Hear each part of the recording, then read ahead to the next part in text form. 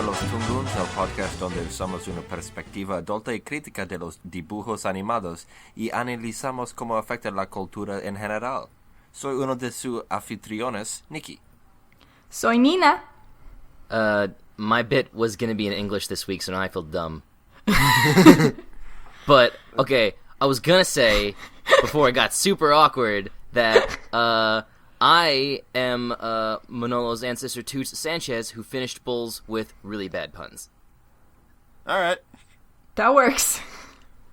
And this week we are talking about The Book of Life. Last year's theatrical release that came out in between Box Trolls and Big Hero 6, so we didn't have time to go to the theater to see it. So now that it's on DVD and on-demand platforms and everything, now we're going to catch up. Woo! Yay. What was with that tone? Oh. I'm sorry. Yay! Oh, you're tired. You're tired. It's fine. As always, we're going to start with some noticias. So, Nina, what do you got? A few things going on. Let's start with a quickie first. Bee and Puppy Cat. We still don't know when it's coming back because Cartoon Hangover doesn't want to tell us. But they will have a display at the Tokyo Anime Award Festival from March 19th to the 23rd in Tokyo, Japan. And Natasha Allegri will be there as well as Pendleton Ward, which is kind of cool. Rad. Yeah. Bee and Puppy Cat goes to Japan. I have a friend who's in Japan right now. I should tell him to go. Next up, in more Japanese stuff, the official trailer for the Dragon Ball Z movie, Revival of F, has finally dropped. This is the one with Frieza in it. We've talked about it a bit on the show. It's getting a lot of press because it's Frieza. And then, the time's right for it, for a Dragon Ball movie. Because, Kai's in full swing. Millennials are yearning for it. That Xenoverse game just dropped and it's getting a lot of good buzz. It feels like we're just at a point now where people want a Dragon Ball movie for nostalgic purposes, and it's a good idea to bring back the villain that they remember the most. Yeah, probably one of the best villain. Probably the villain that best it started the trend of every other villain after. Every other villain after Frieza was just trying to do Frieza again. I'm pretty sure they all had 3 forms too. Yeah, pretty much. Perfect Cell, Majin Buu. Yeah. And what we got revealed was the fact that Frieza has a brand new form. Ooh. Gold Frieza. It's basically Frieza's final form, but gold. Shiny Frieza. Yeah, it's shiny Frieza. A lot of people have been down on it, because, I'm not huge on it, because it looks like Frieza's final form, but a DeviantArt recolor. Yeah.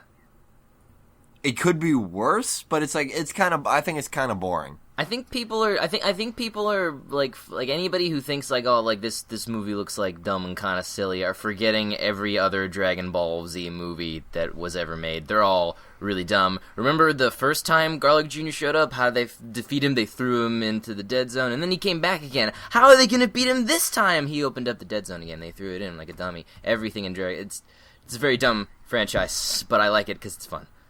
Yeah, me too. The franchise knows it's dumb. Exactly. Just the problem is the fans who don't.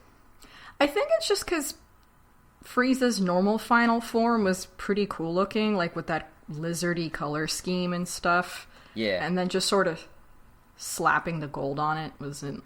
Yeah, it was a super smart progression because his first 3 forms get more and more monstrous. Yeah. And huge and bulky and covered in horns and stuff. And then for the last one, he's super sleek and streamlined and everything. It was very smart design. Yeah, he looks like Mewtwo. Or He's Mewtwo looks like him. When is it coming out? Soon? It's going to be released in Japan on April 18th. There hasn't been any information about North America or the rest of the world, but I don't know. I feel like they'll probably do it because it's Frieza. Give it a minute. Yeah, Funimation's been super good about releasing stuff pretty close. Maybe I'm sure they'll premiere it at a con. One other thing about that movie is that There's a song in that trailer which is called F by the Japanese band Maximum the Hormone, who also did that one opening for Death Note, What's Up People. Oh, cool. That song F is why Toriyama wanted to make this movie. The song is about Frieza. And isn't that the one they used in the Dragon Ball Z Abridged that one time? It was just like, Frieza, Frieza! That one, yeah. Yeah. Yeah, so he liked the song so much he wanted to bring Frieza back, so they did. That song is weird. I've never heard Japanese metal that sounds like that. It's got what I call that Tasmanian devil metal, where they're all like... Rabbit.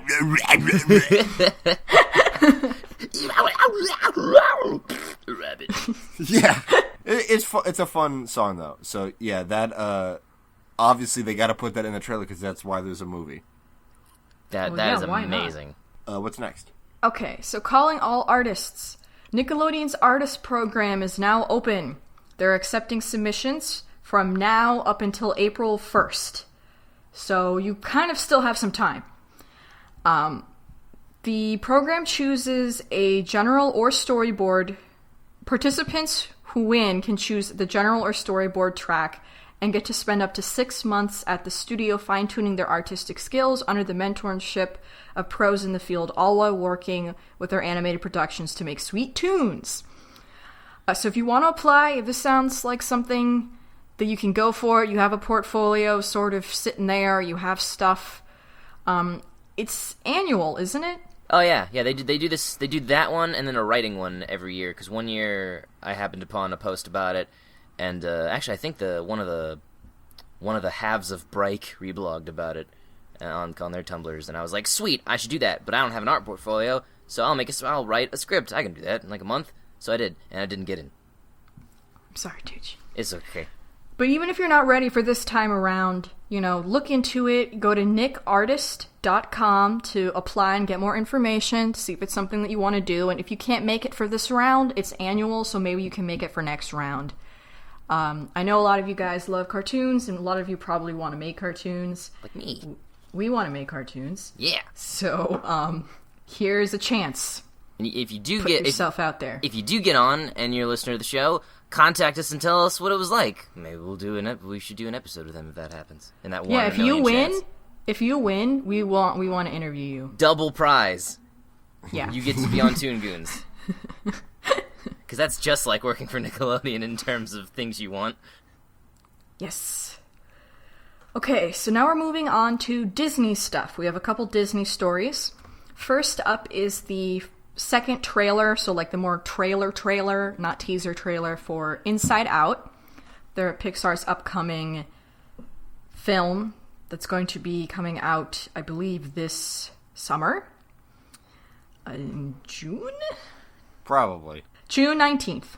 Yeah, this trailer put the movie in a bit of a different light from what we've seen before, and that there's now more of like an adventure element to it.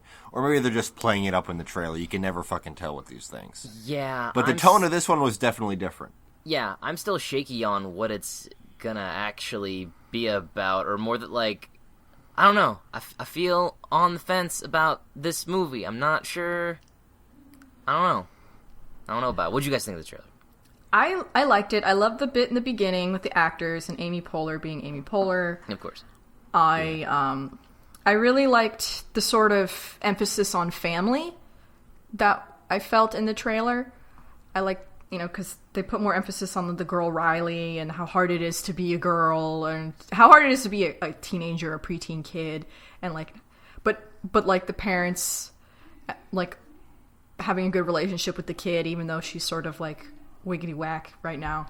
And I love the memory bank, or like the memory archives, and how, I sort of like that idea that if one emotion can taint a memory so it looks, or can it be appeared to be like, what am I saying? I get what you're saying. Yeah, it's like it did in the movie, like literally coloring the memory. I think there's a lot of mileage that can be gotten out of that. Yeah. I think the characters look like they're going to be a lot of fun. I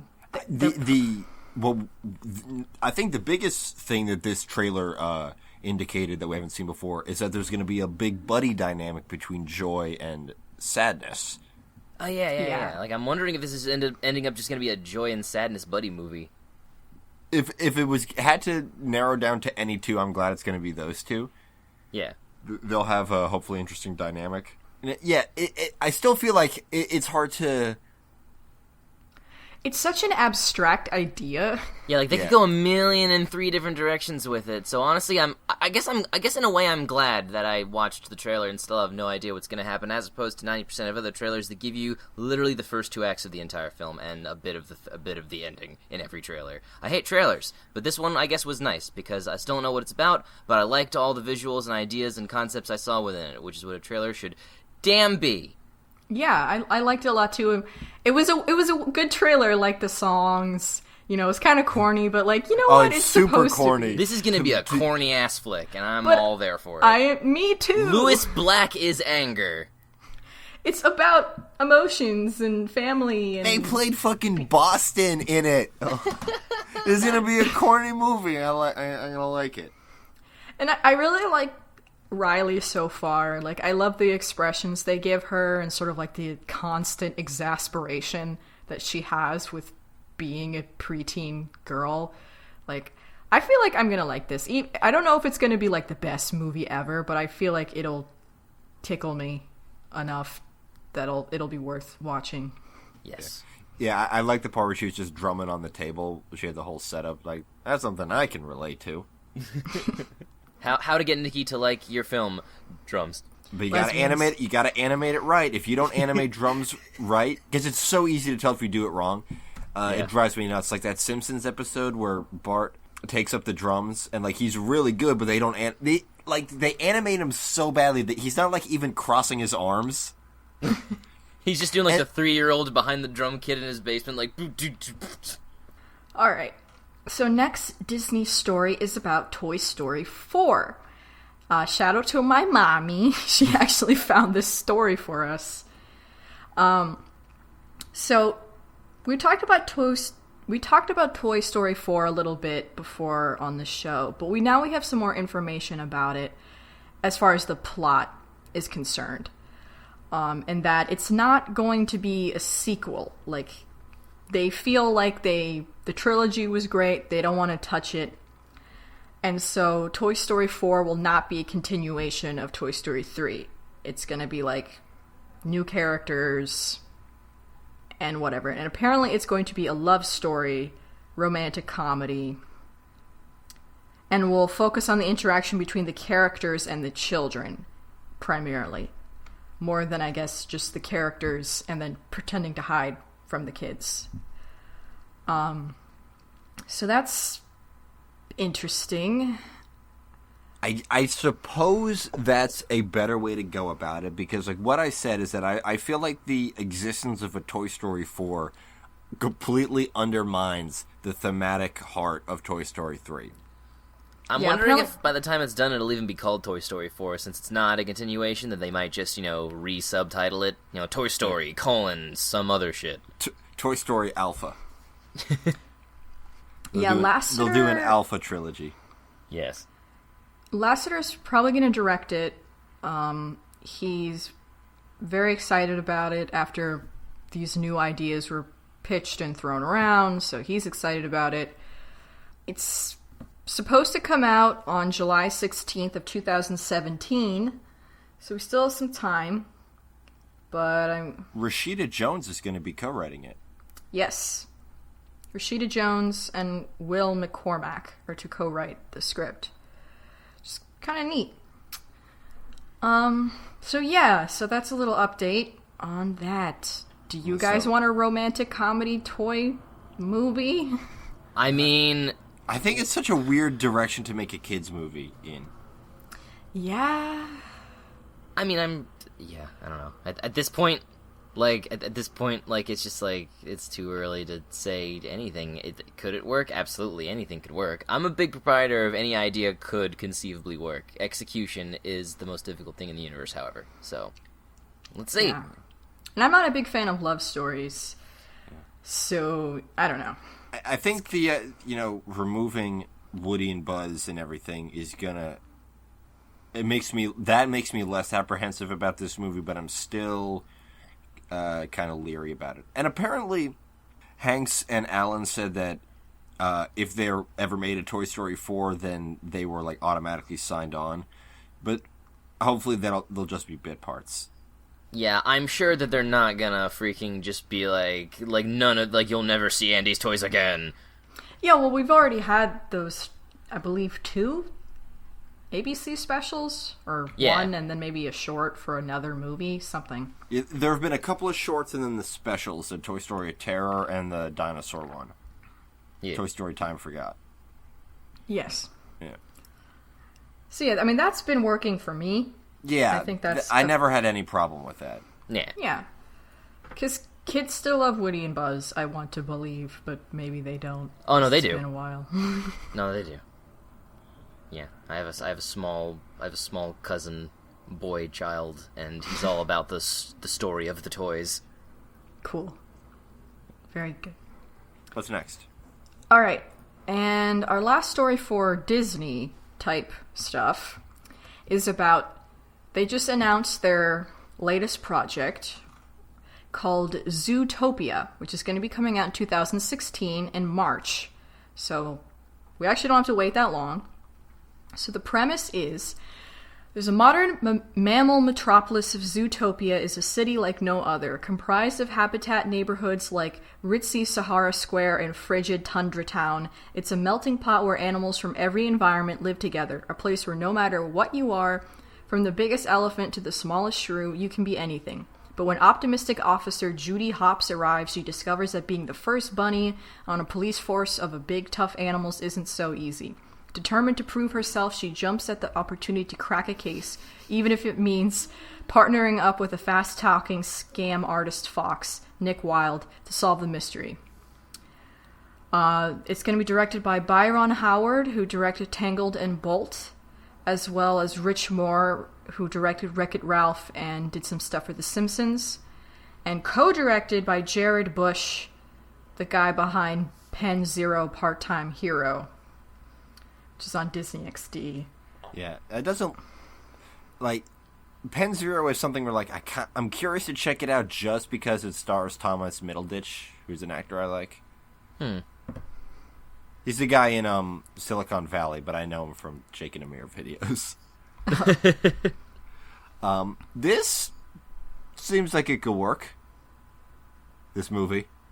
I like the idea of the heart of this plot is a woman trying to break into a traditionally masculine career and trying to be taken seriously, enhanced by the fact that she's small and all the other animals are big. Yeah, she's the first bunny.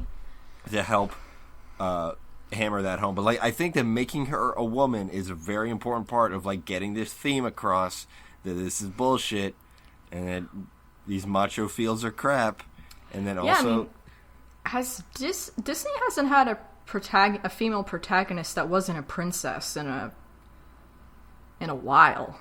Who's the last one? Like Lilo? Were those 3 cows in that one movie? They were all female. Yeah. Oh, yeah. And then they didn't make any 2D animated movies for a while. Roseanne Barr, the cow. Yes.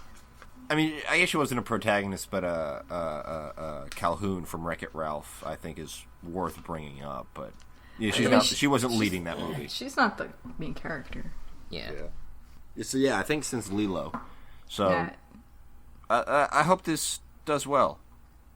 Yeah, I mean, I'm sure all the furries are going to be very happy. And you know what? Good for them. They need another movie for them. Disney hasn't done a movie with talking animal characters in a while either. Since that used to be a thing they did a lot. Not since Princess and the Frog, which is more of a movie for scalies. Yes, let's just get super deep into the furry community for 3 seconds. Well, I don't know, because scalies only reptile. Do amphibians have scales? No. No. In fact, Okay. well, in fact, yeah. Even actually, crocodiles and alligators, the whole Crocodilia family actually doesn't have scales. They have a different thing. Yeah, because like That's actually super interesting. I'm working on a webcomic, and my main character are all various reptiles and amphibians, and so I looked up that kind of shit. Yeah. Anyway. So what would a frog furry be? A slimy? That's cute. I like that. Slimy. Slimy. They specifically like slimy animals. When you touch them, they're wet, and They it's just- like, oh, it's cold. They just not have a furry, Pokemon they're team not of 6 scaly. Goomies. Yay, Goomy. The best dragon there ever was. Goomy. All right, next we have some bummer news. Animation director Jeff Hale has passed away. If you don't know who he is, he has had quite an influence on the industry. His better-known works are The Great Toy Robbery from 1963, and then he participated in this pretty controversial project called Thank You, Mask Man, which I did watch, and is kind of offensive. But the reason why... It was a Lenny Bruce thing. What do you want? And the reason why I'm sad is because he sort of pioneered a lot of the Sesame Street animated interstitials, including my favorite one, Pinball Countdown.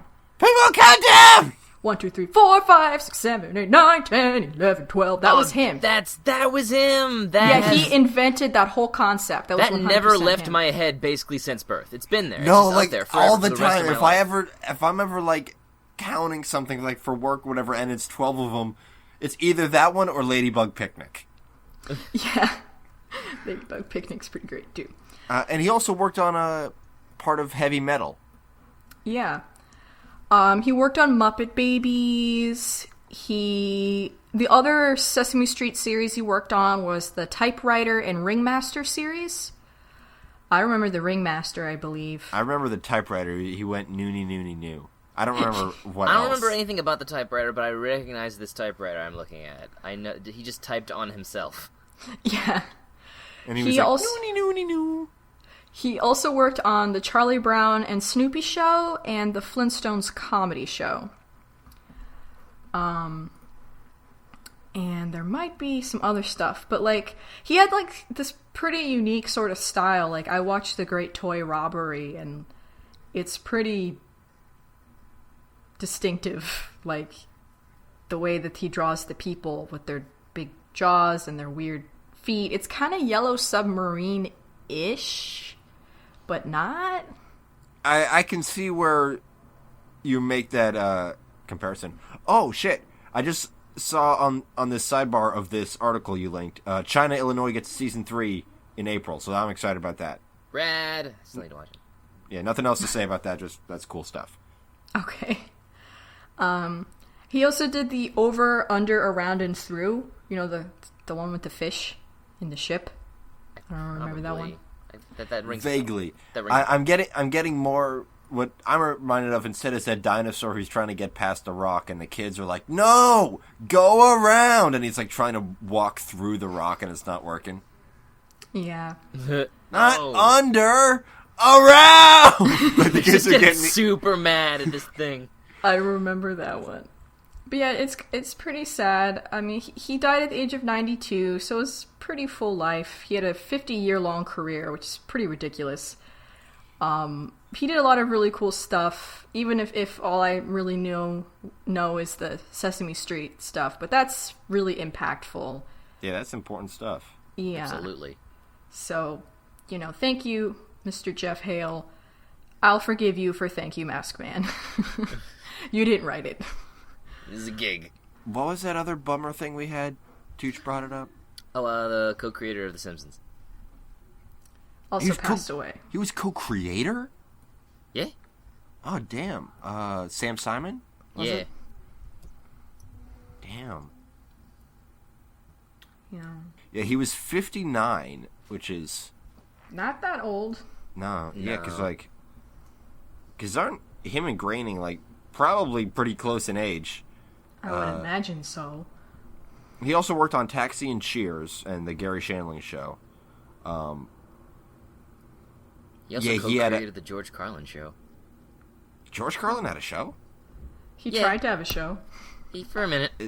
I don't know if he's done anything in animation other than The Simpsons, but he co-created The Simpsons, so...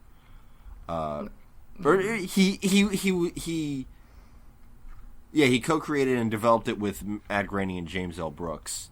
Wrote nearly a dozen episodes, left in 93, while retaining an executive producer title. So, I guess he left right before it got super good. But yeah, no, he worked on some. There was some good stuff in his first 4 seasons. Oh, apparently he also worked on the New Adventures of Mighty Mouse and Heckle and Jekyll and Fat Albert and the Cosby Kids. Oh. Huh. Yeah, so he also did some cool stuff. And, it was a sad week. It was. Sad week. Yes. Okay. So we move on to another story that's not sad, but annoying. It's about Adventure Time. And how Adventure Time was scheduled to have episodes all throughout March, and then all of a sudden they're not going to have any episodes this month, and we have no idea when they're going to air, even though they're totally ready to go. King of Ooh was even going to be like, get ready for Walnuts and Rain, and they're like, it's not going to air, and we don't know when it's going to? It was on demand, so maybe that was a mistake, but I've seen it. Yeah, I've seen it. You saw it? Yeah. I think some channels got it accidentally. Like, my cable box had it on demand, and I watched it. See, that's interesting because I actually didn't have to go to class that evening, so I actually could watch cartoons as they aired, and I watched it on the streaming service provided by CartoonNetwork.com, and there was no Adventure Time. And I was like, what? And I looked it up, and they're like, we have no idea when these March episodes are going to actually air. So Cartoon Network is pulling a Rayman Legends. They're pulling a Gravity Falls. We're going to get back to that at the bottom of the show. Yeah, so all those episodes, Walnuts and Rain, Friends Forever, Germaine, and Chips and Ice Cream have been pushed back to we don't know when. Apparently, Walnuts and Rain, some people got access to, but I kind of doubt you're going to get the other ones now that they've fixed it. But I was really looking forward to Walnuts and Rain. I finally had the evening off to watch the TV. Well, it's pretty great. Yeah, it has Chris Isaac in it, who is apparently some musician or whatever the hell, but most notable to us for also playing the mayor of Pottsfield in Over the Garden Wall. Oh. Super cool voice. And also Matt L. Jones, who played Badger on Breaking Bad, is in there, who also played the Crying Mountain from the Season 1 episode Memories of Boom Boom Mountain, doing basically the same voice. I love him. Yeah. What else we got? Well, no, actually, I'm looking at CartoonNetwork.com right now, and you can actually watch Walnuts and Rain. And it does say that it aired on 305, but it didn't. Like, they probably pulled it at such a last minute that they weren't able to successfully pull it from all the channels. Yeah. From everything. It probably aired in some places. That's I really wouldn't be weird. surprised if some local well, it's cable, it doesn't work that way, never mind.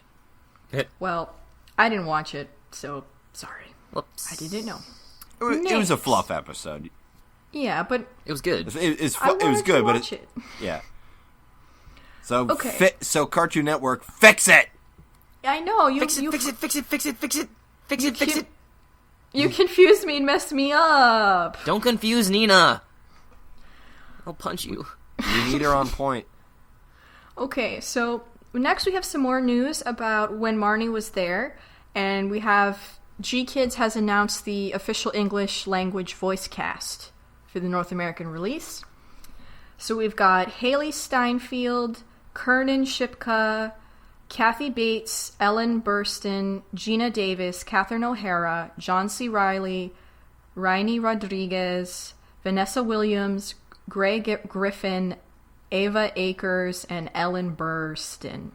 Now, Greg Griffin is also Greta Lyle, because she got married. So she was credited as Greg Griffin in Book of Life. She was in that. She was the abuelita. Oh, I wonder who she's gonna play. Because so far we only know that Anna, which is the main character, is going to be played by Haley Steinfeld, and Marnie is going to be played by Kernan Shipka. Yeah, they got pictures of Steinfeld and Shipka here. Kiernan Shipka looks like a young Taylor Schilling. From Orange is the New Black. Oh, all right. I guess, yeah, I see it. Yeah, out of names on there, like, obviously I recognize Kathy Bates, Gina Davis, John C. Reilly, Vanessa Williams. Ava Akers was, I can't remember if she was young Bubblegum or young Marceline, but she was one of them. And then her sister played the other one. Oh, that's cute. Oh, wow. But yeah, in case you guys forgot, When Marnie Was There is the latest Ghibli film. It centers on a young girl who is sent from her foster home in the city to a sleepy seaside town one summer where she spends her days dreaming among the marshes, considering herself a sort of outsider in the world. Her life changes when she meets Marnie, but their unique friendship is soon threatened by mystery. Ooh. It says the film launches May 22 in New York and Los Angeles with expansion to major markets to follow. So, we'll see. I mean, we're still waiting for a proper release of Kaguya. Well, Kaguya is going through Disney, right? Or no? I don't even know if that's even going to still be airing. Well, we'll find out. I mean, it's already on Blu-ray and DVD, so... Weird. Oh. Never mind that. Those are better. Fuck the movies. I don't have to... Let's all go to the lobby to leave. Yeah, I don't know. I don't know why that tickled me so much.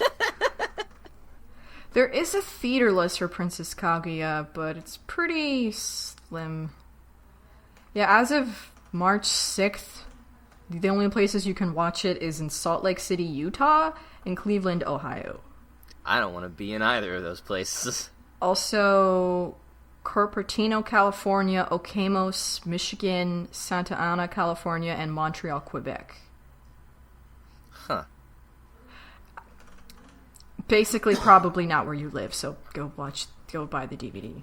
Sorry. And we got one more story? One more. I actually just now found a breaking thing that'll take me like 3 seconds to read. Okay. All right, do it. It's another Nickelodeon thing that peeps can submit to, but this time it's for a $25,000 scholarship. Nickelodeon has partnered with national nonprofit Get Schooled, co-founded by the Bill and Melinda Gates Foundation and Viacom, to award one skilled, innovative animator with the scholarship by creating an original animated short. It's open to 17 to 24-year-olds, asking that they submit an animated short in any format. And then young animators from 13 to 16 can submit theme-based looping animation for a chance to win prizes, like a tablet with animation software. More info can be found at getschooled.com. Full guidelines will be available in April, and the winners will be announced this summer. That's getschooled.com. Yeah, that sounds pretty great. You should do that. Everybody should do that. My fucking idea was, okay, Tooch, you and I are still 24. Well, I'm not 24 yet, but I've been saying I am for the last month. We could do this, and then, is there a secondary market for scholarships? Can you scalp those? I'm pretty sure you can't. I'm pretty sure they make them out to you in your name. I was thinking more students. This is ideal for animation students. That's another thing. They don't just give you the cash. I was trying to see if I could sell the scholarship for a slight markup. You just have to pretend to be me. You have to steal my identity, but I'll let you. I'm not using it. I mean, otherwise, except for the scholarship, you don't want it. All right, and last but not least, we have a story about Steven. Two new Steven-themed books are going to be released this year in October. The first one is called Quest for Gem Magic. Steven's mother, Rose Quartz, was a member of the powerful Crystal Gems. She passed along some of her magic to her son when he was born. But because his father is an ordinary human, Steven has trouble accessing his magical abilities. Help Steven discover his powers and learn about some of your own hidden strengths in this colorful journal and activity book. Sounds adorable. Is Greg an ordinary human, though? He's got more hair than most people with male pattern baldness. That's true. He really did commit to that skullet. Well, no, he always had the mullet. It just Yeah. this hairline started receding. And he's like, well, I'm not going to shave it now. It's a mole less. Okay, and the second book is called Steven Universe's Guide to the Crystal Gems for Humans. The crystal gems, garnet, amethyst, and pearl, are 3 of the toughest heroes on Earth. They are also mentors to Steven Universe, a gem-human hybrid boy whose mother was a great gem leader. This guide, told from Steven's point of view, is packed with facts about the crystal gems' powers, abilities, and origins, and includes original art and a special introduction from Rebecca Sugar, the show's creator. The book is a must-have for any Steven Universe fan. Sounds like it. You know, cute and fun. I watch cartoons to get away from the mountain of books I still have to read for fun. Okay, let's get 2 more. Sure, why not? It's their picture books. Yeah, it sounds like the answer to the Adventure Time encyclopedia that's written from the character of Hunson Abadir. And I think Gravity Falls put one out too that was like Dipper and Mabel's Guide to the Unguidable. Yeah, they did a thing like that. Yeah. No, those kinds of books are super fun. I remember being a kid and loving this kind of stuff. I thought it was the best. I think my first exposure to that kind of stuff was like those 2 Harry Potter books that they came out with. One of them's getting a movie now because you gotta milk that as long as you can. Fantastic Beasts and Where to Find Them, and no, Quidditch is a real sport for real. It is now. It's not. I'll beat those people up. My college has a Quidditch team. No, it doesn't. It has an idiot team. Okay. Fucking Muggle Quidditch. Muggle League Quidditch, that's what they should call it. Yep. And that's what the cookie crumbled. I don't even... That's how the cookie crumbles. I don't... That's what the cookie crumbled. You're fucking I want to make a character... Like, make a character... No, make a character who's a wrestler called the Cookie, and that's her catchphrase. That's what the cookie crumbled. I like this character. It was you. I'm glad my tired ramblings could turn into something beautiful.